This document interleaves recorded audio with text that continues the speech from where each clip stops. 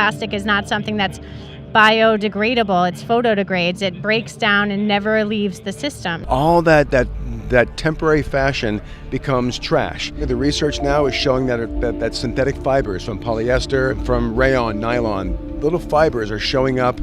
They're falling off from the sky. We have found these fibers frozen in ice on the seafloor, so the textile industry has to pony up. The supply chain in fashion, the brands that we're all familiar with don't own any of their production. They design clothing and then get other people to make that clothing. The danger is that those complex webs of suppliers don't always have the same goal in mind as that final company. This is the most absorbent organ on the body. We think the impacts from our environment come through food and air, but they very much come through the dermis. Everything you are getting and putting on this goes right into the blood, which is going right into all the organs in the brain directly. You're certainly not leaching chemicals into your skin when you're wearing natural fibers, and you're not contributing to the plastic pollution that exists in the world.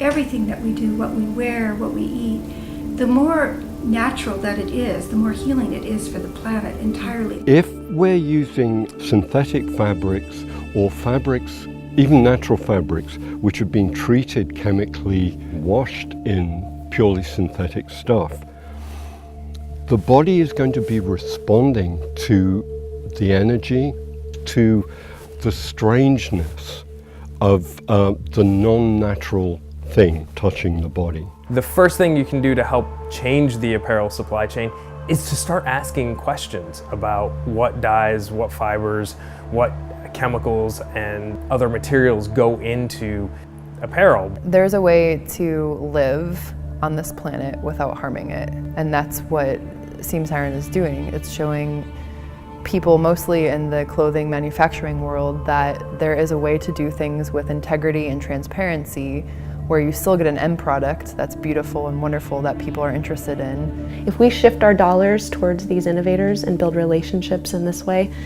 the whole industry will follow. By asking those questions, companies will begin to understand that that is actually something that their consumers are looking for.